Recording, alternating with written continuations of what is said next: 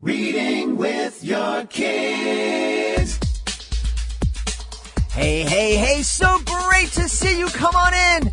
Hi, my name is Jed Lee, and this is the Reading with Your Kids podcast, an iHeartRadio Best Kids and Family Podcast Award nominee. We're coming to you from the beautiful and historic neighborhood of Reedville in the southwest corner of Boston, Massachusetts. Please be sure to subscribe to the show on the iHeartRadio app, on Google Podcasts, Apple Podcasts, Stitcher Radio, Himalaya, Podbean, wherever you find your podcast. Our guest today is Angie Flores. She is here to celebrate the 3rd anniversary of the publication of her beautiful book, Cub's Wish. If you are going to be in the Chicagoland area in February, we want you to come down and celebrate with us. That's right. The Reading with Your Kids podcast is returning to the beautiful city of Chicago to be a part of Kids Expo, February 8th and 9th, Schaumburg Convention Center, Schaumburg, Illinois. I am so excited. My first performances in the beautiful city of Chicago happened back in November, and people loved my magic show. We had this huge crowd filling the stage area at the Chicago Toy and Game Fair. Everybody absolutely loved the show, and we know you're going to love our performances at Kids Expo Chicago, February 8th and 9th. We're also going to be having the totally interactive Reading with Your Kids booth, where you and your kids can find out what it's like to be a guest on the Reading with Your Kids podcast and possibly appear in one of our future podcasts. It's all happening February 8th and 9th, Schaumburg Convention Center, Schaumburg, Illinois. It's Kids Expo Chicago. Joining us on the line right now from beautiful Southern California. She was with me at the Orange County Children's Book Fair. Please welcome back to the show a Reading with Your Kids certified great read author, Angie Flores. Angie, how are you? Good morning. I am wonderful. Now that I'm speaking with you again, how are you doing, my friend? I am excellent. I am so excited to come back and to not only revisit Cub's Wish, but also to celebrate the fact that you've taken this beautiful picture book, this beautiful story, and it not only is it available around the world through the magic of the internet and capitalism and all that stuff, but you're actually making it much more accessible to folks because you're having it translated into many different languages. Yes, it's been exciting. This whole year has been exciting. It's been very educational as well, how books are translated. But I do have my book now available in Spanish, in French, and in Italian. And something special that I had the book converted into as well is Braille. I have it in Braille as well. So it's been a very interesting and educational year. Meeting people that want to share these books with their family members across the seas. When the books were launched, the Spanish and French and Italian, they were all bestsellers in their categories for foreign language books for children. And it really touched my heart to know that there were so many people out there and that I reached people to let them know that this book was available and they bought it in those different languages.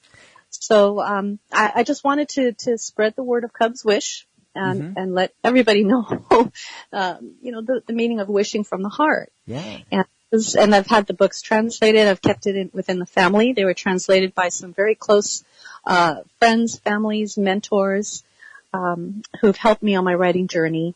And it's just been a wonderful experience to have these books in different languages. In 2020, in this year, in the next few months, the books will be coming out in some more languages, in 4 more languages. So I'm very excited. This is really, really exciting. Remind us again the story of Cub's Wish. Okay, well, Cub's Wish is a very sweet conversation between a papa panda and his cub who find a wishing star. And together they make the choice. They go through different choices of what they should wish for, because this wish is the wish that's going to be granted. So they go through several different wishes, and in the end, they find that it's just best to wish from the heart. So this book, it does promote conversation between parent and child. What would you wish for? What's most important to you? It basically teaches kindness, to think your choices through, and that, sometimes wishes can come true if you really do wish from the heart. And when I speak at schools, I teach the kids, what it means to wish from the heart and how to focus on that. And the book has won several awards, not just for the story alone, but also for the artwork, who I'm excited to say that I've connected with my illustrator again. We were on a little break for a couple of years, and we are going to be working on Cub's Gift, which is the next book to come out. So we're working on that one, and it's been a while, but I'm excited to say that one's going to be coming out soon. And that one is basically going to be about giving from the heart. That's really wonderful. Now, as I recall, when she created your the illustrations for Cub's Wish, your illustrator was in high school. Am I right about that? Right. It was an assignment. I have written over 20 stories, and I gave the stories to the art teacher at Bishop Montgomery High School, and said, go ahead, use them as a lesson plan if you want. And he gave the stories, all different stories, out to all the different students and said, I want you to illustrate these stories. And he gave all the pictures back to me, and they were wonderful pictures, but hers stood out. It just knocked me to the floor how wonderful her art was and how she really connected with the essence of the story. And she was 17, and she graduated and went to Berkeley, and she's just a big smarty pants, has been working on her degree these past few years. So I kind of stepped back and I said, I really want you to do the next book as well, so I'll wait for you. And now she's older and wiser, and I'm excited to see what new work she's come up with. But yeah, she was a student, and this is what when I go to schools, I tell kids, I say, hey, you don't have to wait until you're a full-fledged adult driving or 18 or legal. If you have an art, get it out there. Just show it and own it. Yeah. And this is what she did, and this is where we are. So yes, I've won several book cover contests because of her art. I've won several contests for the whole book, just based on the fact that the message and the pictures go well together. That's wonderful. Now let's own it. Let's give her a shout out and remind me of her name. Yes, Yadan Yuan. She's a beautiful person, Yadan Yuan. That is wonderful, wonderful. Well, I'm excited now.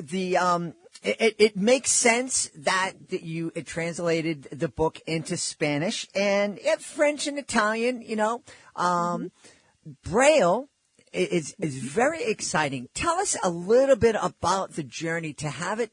The book translated into Braille so that it's accessible to kids with vision challenges.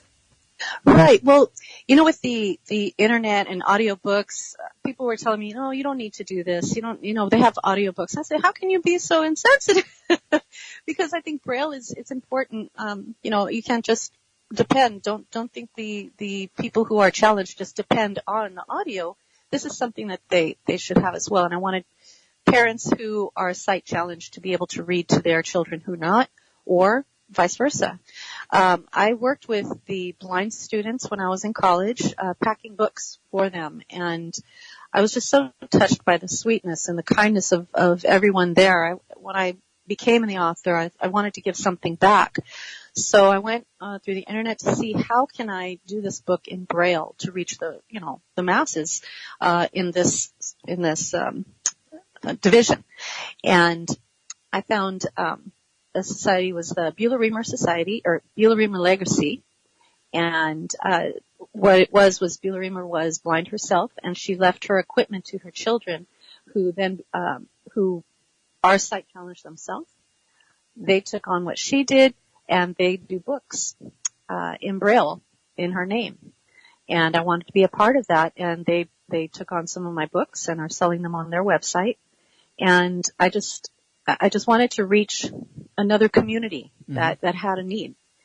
So this is where the Braille came in. And it's very interesting to look at my book in Braille. It's just been very humbling.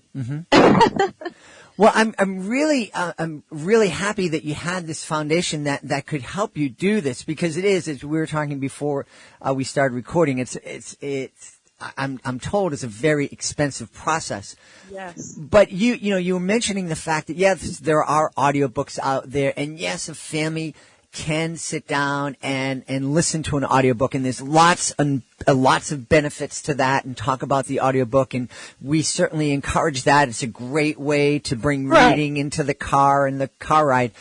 But this allows a parent who is visually challenged to sit down and to read with their kids. And as wonderful as that listening can be, this is just a deeper level of bonding, I think.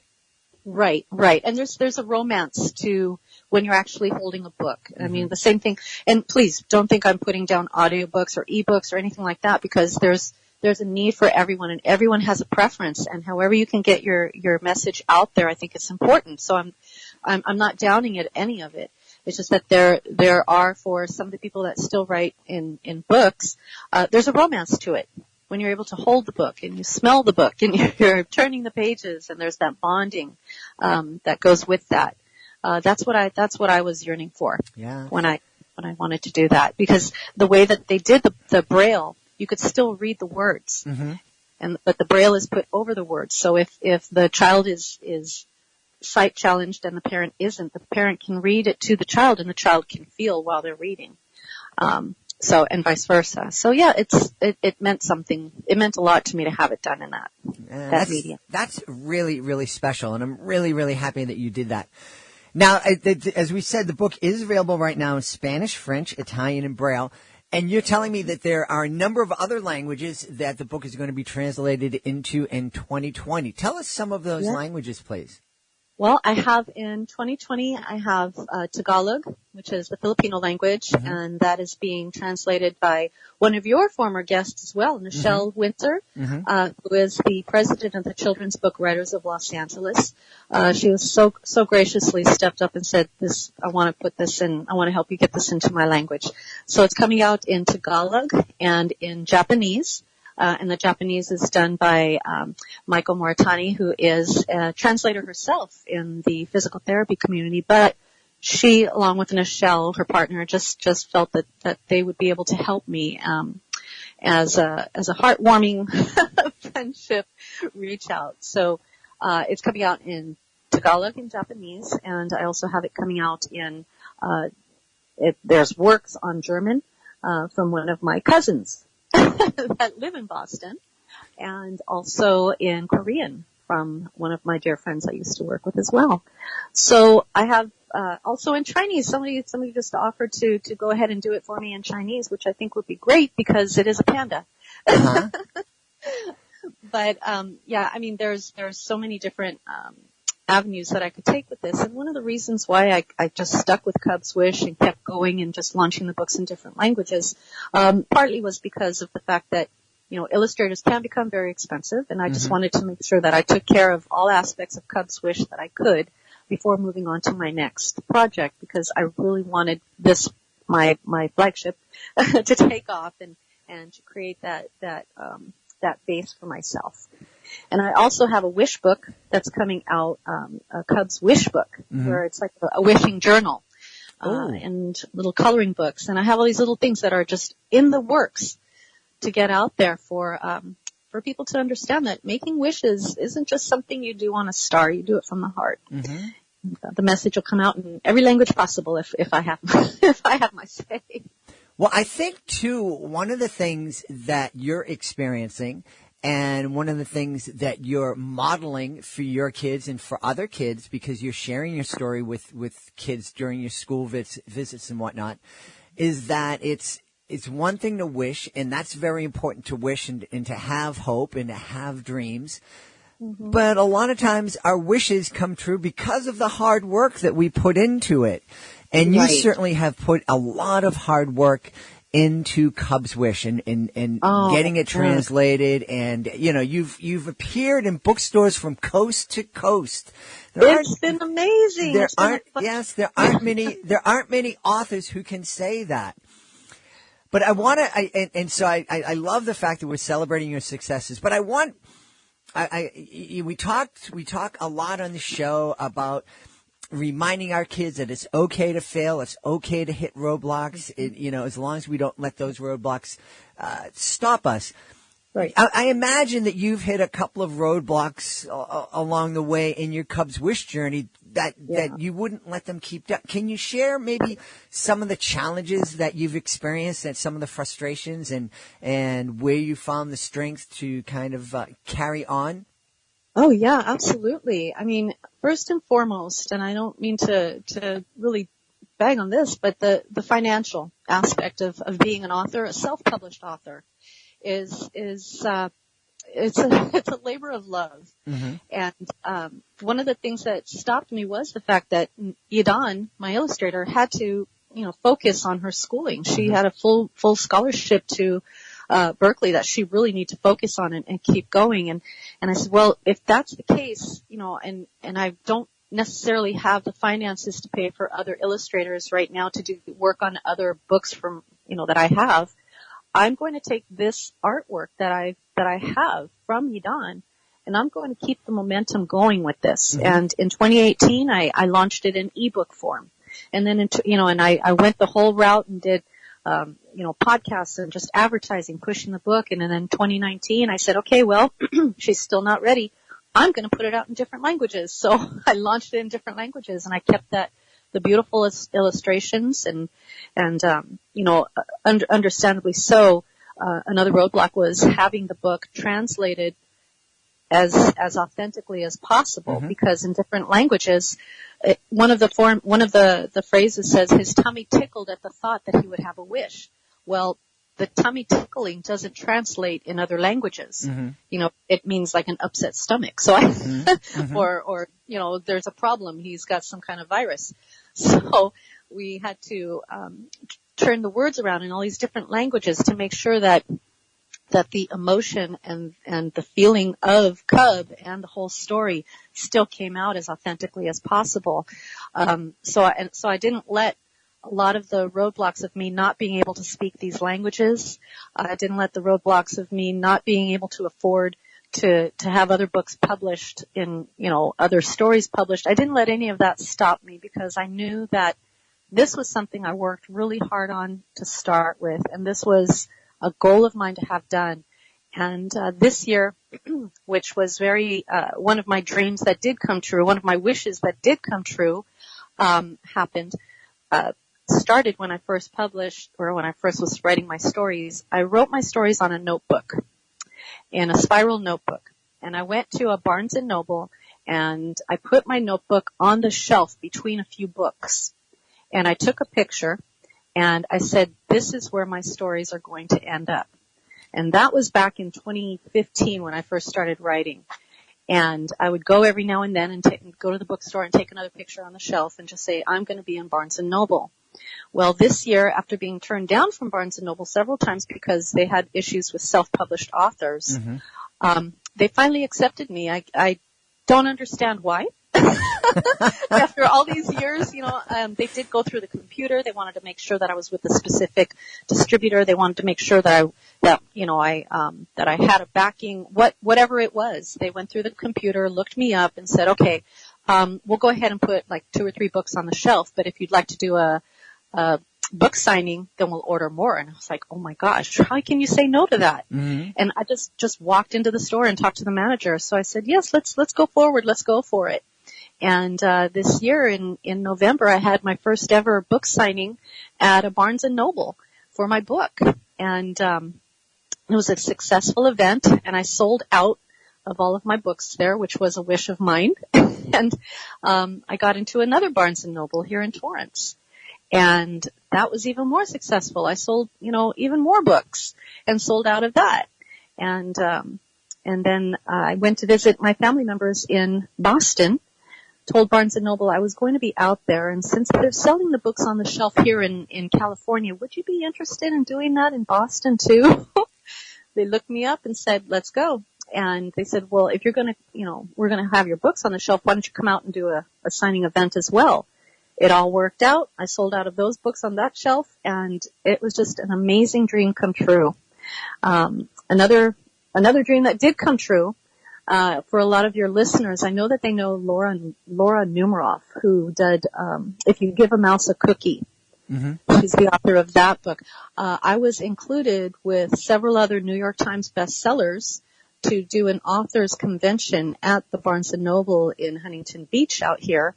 And I was able to meet many of my, the authors that I yearn to be like and that I read to my children.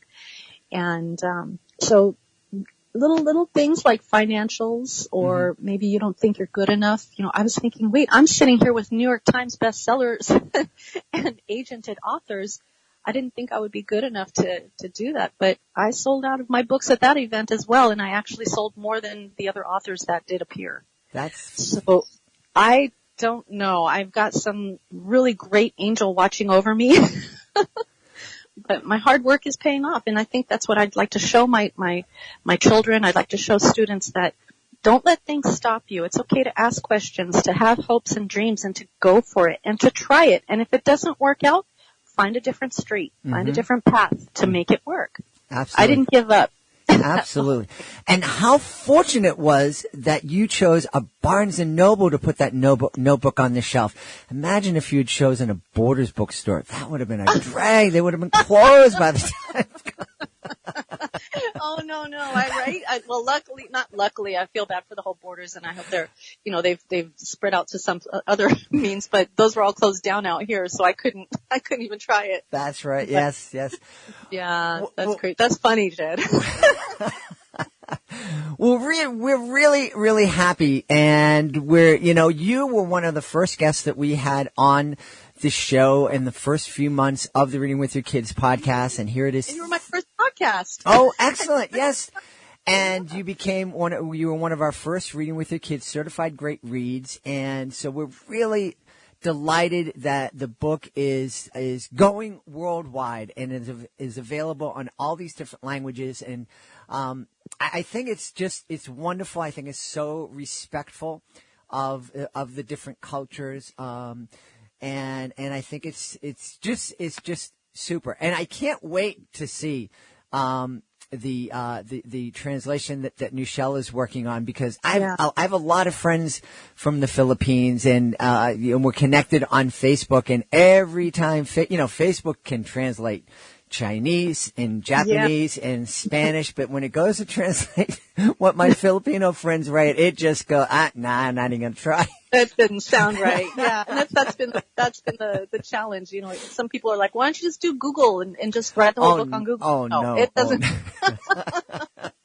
I don't want it to be Cubs, dinner. I want it to be Cubs wish. But no, I'm excited to see it all as well, and just to have all these people that have volunteered to help me out and back me up, and I've always said you cannot do things by yourself, and I've never ever said I've done this all by myself, because it takes a village not only to raise a child, but to raise this child right here, to raise me, because I would not have been able to do it without everyone. And I do want to let the readers know, I want to give a verbal thank you to my husband, because he had the idea of getting a panda suit and joining me at these readings, which has really given me more confidence, because the children, whether they're scared or not, they remember that I'm the one with the big panda that comes to the events. And he's been a trooper, coming to the events, greeting the kids, carrying the book. We've been in Christmas parades this past few years, and the kids all look forward to the dabbing panda, just where's the panda, and just waving at him, and it's been on the float on the car that we drive through, and wave to everybody, and everybody's waving at the panda, and they might not realize that I'm with them, but that's okay, because we brought happiness to everybody, and that's what matters in the long run. Absolutely. But it's a great journey. Well, it's all about family, and that's one of the things that the folks and our Reading with Your Kids panel enjoyed about the book, that it was about this beautiful family relationship, and especially intergenerational family relationship. I really love that, because I don't see enough as I travel around these days. It seems like where the families, the kids go off and they have their table and they do their thing, and then the grandparents are kind of off on the other side of the party, and then the parents are in the middle. It's like we have to come. When I travel down to Puerto Rico and in Central America, I see different generations all partying and dancing together, and that's what I'd like to see more of here. Exactly, and that's one of the reasons why I did not want to name my pandas. Mm-hmm. I wanted to keep it Papa, because Papa could be grandpa, Papa could be uncle, a nickname for an uncle or another caregiver. It doesn't always have to be the father. Mm-hmm. So that's why I kept it at Papa, and I got a lot of, criticism about, you should name so you can make a mainstream. If that means going mainstream, then I don't want to be the mainstream, because I wanted Cub to be anybody. I wanted to be a girl or a boy. Mm-hmm. I wanted Papa to be any caregiver that they chose, whoever was reading it. Yeah. And as long as they were coming together. And when I do speak at the schools and talk to the children about, I want you to go home tonight, and just ask your mom or dad or your grandma, your grandpa, whoever's with you and who's much older than you, ask them what they would wish for and see what their wish is, and then share your wishes with them too.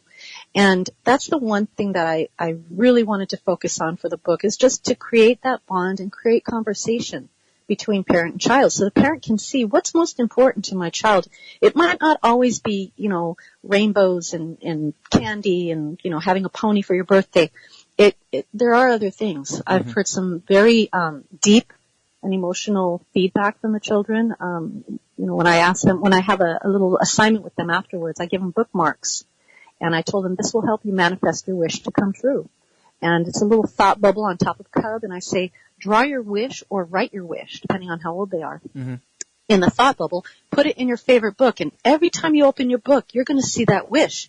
And every time you see it, you're going to put that feeling out into the area, into the universe, into the heavens. And that'll be something that, they'll work on having come true for you. So you're manifesting this wish come true. Well, some of the kids, depending on the area schools that I'm in, I wish my dad would stop, yelling at my mom. I wish my mom wasn't so tired all the time. I wish my grandmother wasn't sick. I wish my puppy was alive. I wish my brother wasn't in jail. I mean, I'm hearing some really deep emotional things, and they'll want to talk to me about those things. And being who I am, I'm not accredited or able to sit and really do any psychology on them, but I'm there to listen. Mm-hmm. And they tell me these things that I'm sure if their parents knew how they felt about certain things, it would make a difference in their relationship as well. Yeah.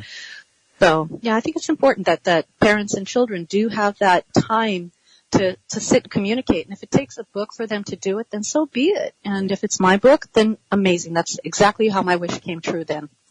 Well, that's wonderful. Remind everybody where we can go online to find out more about you and about Cub's Wish. Okay, great. My website is angiefloresbooks.com, and I do have a shop page on there that you can link. That links to Amazon and links to Barnes and Noble. But you can also go directly on Amazon.com and look for Cub's Wish.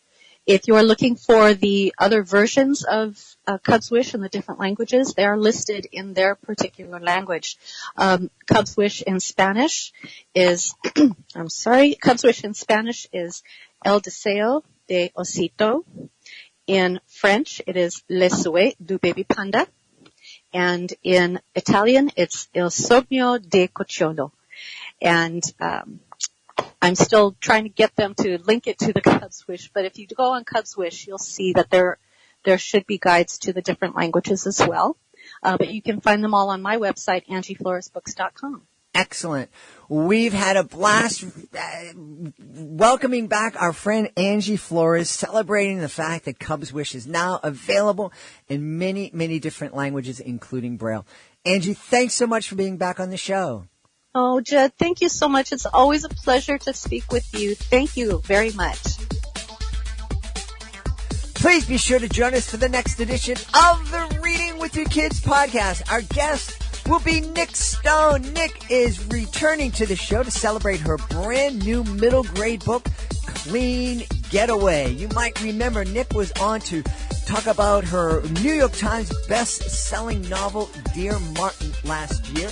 and we're having her back, and we're so excited. This is a fantastic new novel from Nick Stone. Hey, we mentioned that Angie Flores' book, Cub's Wish, is a Reading with Your Kids certified great read. Now, you might be thinking, what in the world is that? Well, we've created a panel of teachers, parents, and kids. If they believe that your book is worthy of 4 or 5 out of 5 stars, it becomes a certified great read. Now, you heard Angie talking about some of the challenges that she faced being a self-published author. She didn't realize probably when she set out to create Cub's Wish that when she became an author, that she also became the marketing director for her show. She became the CEO of Cub's Wish Incorporated. Well, it's not officially Cub's Wish, but you get the point. It's the same for many authors who were published traditionally. They are the person most responsible for getting out there and letting the world know about their book. Well, we are happy to say you do not have to do that alone. Our Certified Great Read program has helped dozens and dozens of authors get their book out there to the public, to let folks know that their book is worthy of their consideration. Really helps your book stand out from the crowd of books that are published every single month. You can check it out at our website, readingwithyourkids.com. Click on the Author Services button at the top of the page and find out all about it. We want to thank the folks who made today's show so very wonderful. Of course, we want to thank our friend Angie Flores. Be sure to check out Cub's Wish. I also want to thank my producer, Fatima Khan. Be sure to check out her blog. She publishes it every time we put out a new episode. There is a brand new blog from Fatima, and you can find it at readingwithyourkids.com. I want to thank my beautiful wife for all the support that she gives me. I want to thank you. Thank you so much for being part of our beautiful Reading with Your Kids family. Thank you so much for listening to this show, for telling your friends about the show, for giving the show a 5-star review on Apple Podcasts or wherever you find your podcast. And most of all, I want to thank you for making the world a better place. And you do that every time you read with your kids. I'll be looking through the next edition of the Reading with Your Kids podcast.